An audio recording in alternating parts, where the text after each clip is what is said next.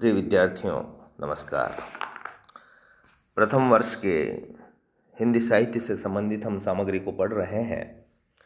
आधुनिक काव्य सोपान पुस्तक के प्रथम अध्याय, जो कि अयोध्या सिंह उपाध्याय हरिओद पर आधारित है, उनके प्रमुख महाकाव्य प्रिय प्रवास का यह अंश आपके पाठ्यक्रम में है, जिसमें राधिका को उद्धव के माध्यम से श्री कृष्ण मथुरा से संदेश भेज रहे हैं कि तुम जितनी मेरे विरह में व्याकुल हो, मेरा हृदय भी उतना ही तड़प रहा है।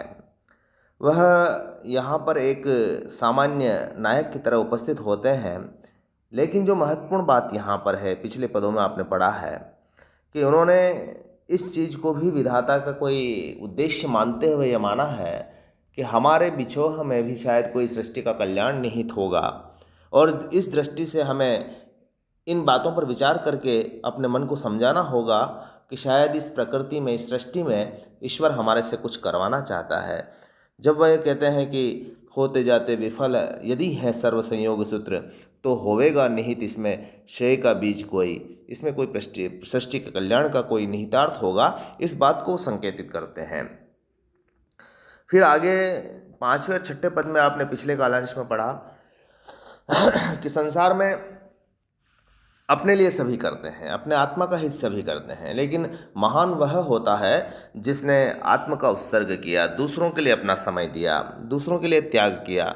वही संसार में सबसे सच्चा व्यक्ति है और उसकी प्रतिष्ठा होती है। तो हमें भी उसी दृष्टि से कि हम अपने लिए, दूसरों के कल्याण के लिए अपना त्याग तो कर ही सकते हैं।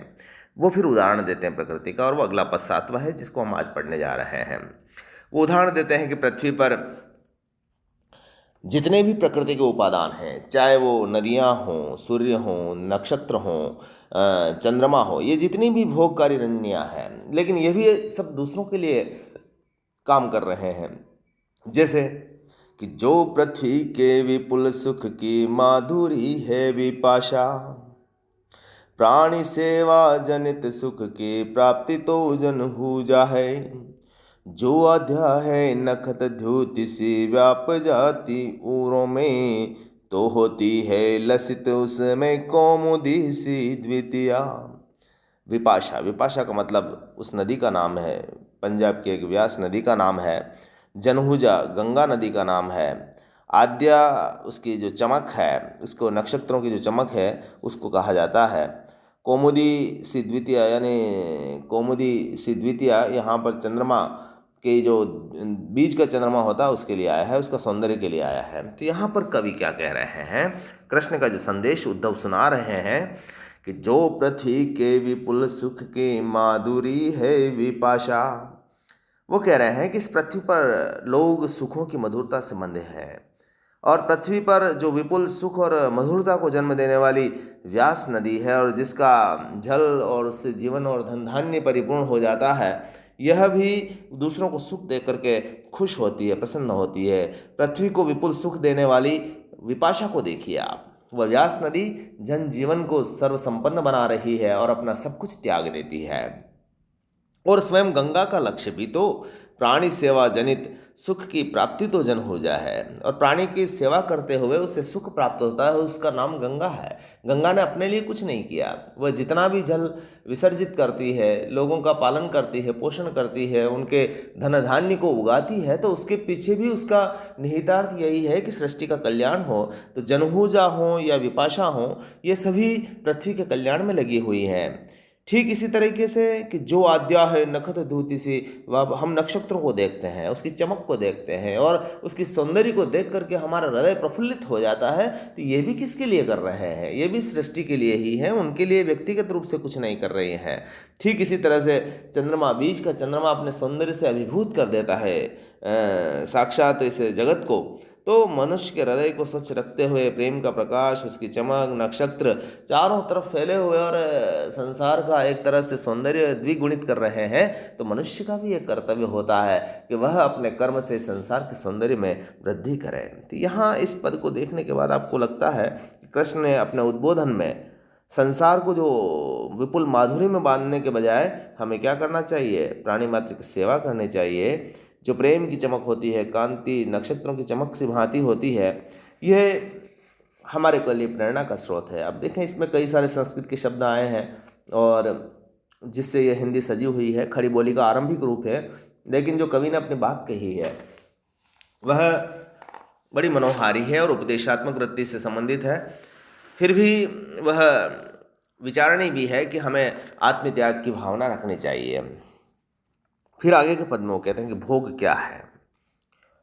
भोग चाहे कितना भी करें, लेकिन संसार के लिए वो ज़्यादा महत्वपूर्ण नहीं होते हैं, और यदि जगत हित करते हैं तो वो ज़्यादा सम्मान को प्राप्त करने वाले होते हैं। तो वो यहाँ यही कहते हैं अगले पद में कि भोगों में भी विविध कितनी रंजिनी शक्तियाँ हैं, वे तो भी हैं जगत हित से मुग्धकारी न होती। सच यों है कलुष उनमें हैं बड़े क्रांतिकारी, पाई जाती लसित इसमें शांति लोकोत्तरा है। रंजिनी शक्तियाँ मतलब आनंद प्रदान करने वाली, मुग्धता प्रदान करने वाली, आह्लादकारी है ये सारी।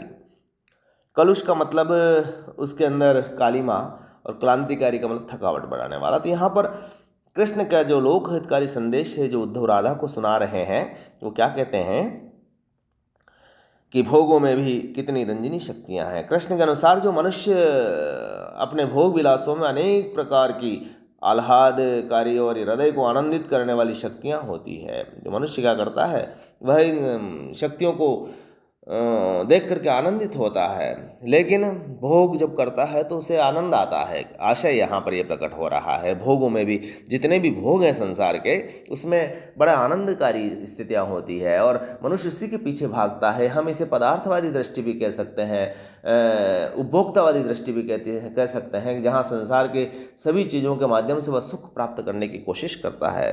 फिर भी उसकी तुलना उससे नहीं हो सकती कि वो जगत हित से हो जाए। चाहे कितना भी भोग कर ले, लेकिन जितना आनंद जगत हित में आता है उससे बड़ा आनंद इन भोगों में नहीं आ सकता। तो यानी जगत का हित ज़्यादा महत्वपूर्ण है वनिस्पत भोगों के माध्यम से। तो ये शक्तियाँ जो है वो केवल स्वयं की हितकारी हो सकती है, लेकिन जगत हित तो संसार के कल्याणकारी होती है। और जो भोग होते हैं उनकी विशेषता क्या होती है कि सच्ची यों है कलुष उनमें हैं बड़े क्रांतिकारी। इनमें कई कालिमाएँ होती है। जरूरी नहीं कि भोग से आपका संसार का कल्याण होगा, वो आपको आनंदित कर सकता है, लेकिन कालिमा युक्त होता है, उसमें कई विकार होते हैं, वह कई प्रकार के कलुष को जन्म देने वाली होती है और थकावट प्रदान करने वाली होती है। मनुष्य एक क्षण के लिए आनंदित तो हो जाता है, लेकिन ज़रूरी नहीं कि उसे आने वाले समय में सुख मिले। लेकिन जो जगत हित होता है उसका जो सौंदर्य होता है, उसकी जो शांति होती है, उसको शब्दों में वर्णित नहीं किया जा सकता। वो तो लोकोत्तर होती है। यानी जगत हित का जो आनंद होता है, ऐसा आनंद जगत के अंदर नहीं देखा जा सकता, वो जगत से इतर देखा जा सकता है। जगत से इतर का आशय है कि जैसे कोई ईश्वरीय अनुभूति होती है और उस समय मनुष्य को जो भाव अंदर पैदा होते हैं, उस आनंद प्राप्ति होती है, तो ठीक कोई जगत का हित करता है, कल्याण करता है, तो उसके हृदय में जो आनंद की व्याप्ति होती है वह ज़्यादा महत्वपूर्ण होती है। तो मनुष्य को जो मुग्धकारी शक्तियां हैं उनसे निर्लिप्त नहीं रहना है, बल्कि और इनका भोग भी, इनसे निर्लिप्त रहना है और इनका भोग नहीं करना चाहिए। लोकोत्तर शांति के लिए जगत हित की वांछा हमारे हृदय में होनी चाहिए। अगला पद हम देखते हैं कि है आत्मा का न सुख किसको विश्व के मध्य प्यारा, सारे प्राणी सरुचि इसकी माधुरी में बंधे हैं। जो होता है नवश इसके आत्म उत्सर्ग द्वारा, एकांते हैं सफल अवनि मध्य आना उसी का। और रही बात, कृष्ण यहाँ पर उद्धव के माध्यम से जो बात कहना चाह रहे हैं कि हे राधिके, इस विश्व के मध्य ऐसा कौन सा प्राणी होगा जिसे अपनी आत्मा का सुख प्यारा नहीं लगेगा। हर एक व्यक्ति अपने शरीर को, अपनी आत्मा को आनंदित करना चाहता है, संसार के भोगों को प्राप्त करना चाहता है। तो जैसी तुम्हारी स्थिति वैसी मेरी स्थिति है। मैं भी ऐसा क्यों चाहूँगा कि मैं इस संसार का आनंद न लूँ। तो हे आत्मा का सुख किसको विश्व के मध्य प्यारा। इस संसार में कोई भी प्राणी हो उसे अपने आत्मा का सुख अच्छा लगता है, और सारे प्राणी सरुचि इसकी माधुरी में बंधे हैं, और संसार का हर व्यक्ति इसकी मधुरिमा में अपने आप को समाहित किए हुए है, वह उसको बांधने में लगा हुआ है। कि जो होता है नवश इसके आत्म उत्सर्ग द्वारा, लेकिन जिसने आत्म बलिदान नहीं किया, आत्मा का उत्सर्ग नहीं किया, आत्मा का सुख तो प्राप्त किया, लेकिन आत्मा का उत्सर्ग दूसरों के लिए नहीं किया, तो फिर इस संसार में, इस अवनी पर, इस धरती पर आना उसका व्यर्थ है। यानी धरती पर आने की सार्थकता तब है जब आपने अपने आत्मा का उत्सर्ग दूसरों के लिए कर दिया, वरना इस संसार में सभी प्राणी तो अपने लिए तो करते ही हैं, उसमें कोई विशिष्ट बात नहीं है। तो यहाँ इस पद को देखने के बाद आपको लगेगा कि मधुर ने, जो कृष्ण ने संदेश दिया है, और वो यही दिया कि प्रत्येक प्राणी इस संसार में रुचिपूर्वक संसार की मधुरिमा में बंधा हुआ है, फिर भी अपनी आत्मा का उत्सर्ग करते जो धरती के लोक पर आता है और आत्मा का उत्सर्ग कर देता है लोक के कल्याण के लिए, तो वह महत्वपूर्ण हो जाता है, वह संसार में जाना जाता है। अगले पद में वो कहते हैं कि हम भी ऐसा ही सोच रहे हैं। तो हो सकता है कि जब हम कोई काम कर रहे हों और संसार का कल्याण हो रहा हो तो वो ज़्यादा उपयोगी होगा। वो कहते हैं कि जो है भावे प्रमम पबला देव इच्छा प्रधाना, तो होएगा उचित न दुखी वांछितो हेतु होना। श्रेयकारी सयत दैते सात्विकी कार्य होगा, जो हो स्वार्थो परत भव में सर्वभूतोपकारी। जो है भावी परम प्रबला। कृष्ण यहाँ कहते हैं कि जो संसार में भविष्य में होने वाला है उसमें देवताओं की इच्छाएं भी परम प्रबल है, और यूँ कहें कि हमारी वश में कुछ नहीं है। जो भविष्य में घटित होने वाला है और होता रहेगा, और उसके लिए नियति क्या चाहती है हम उसके अंदर बंधे हुए हैं।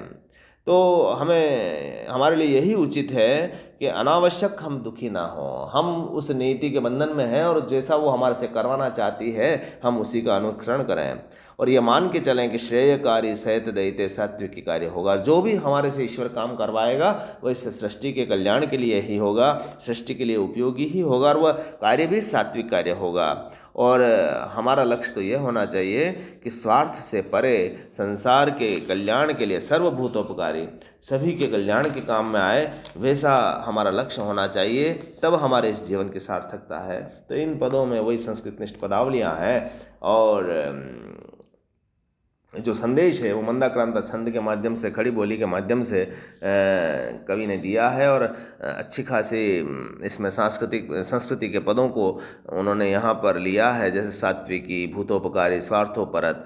तो इससे इस कविता का सौंदर्य और ज़्यादा बढ़ गया है।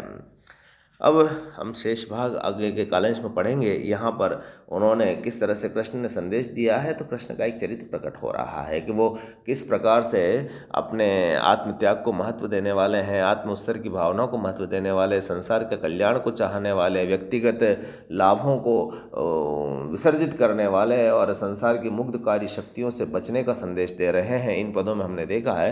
तो इनमें से जो पद हैं, 3 पद आपको आज मैंने 4 पद, 7, 8, 9, 10, 4 पद मैंने आपको आज पढ़ाए हैं। तो उसमें से आप कोई से भी 2 पद, आप जो अच्छा लगता है उसको व्याख्या करने की कोशिश करें, तो आपको लगेगा कि हाँ, इस पद में, इस पंक्तियों में क्या क्या संदेश दिया है और कवि का क्या लक्ष्य है। आज बस इतना ही, शेष अगले कालांश में। बहुत बहुत धन्यवाद।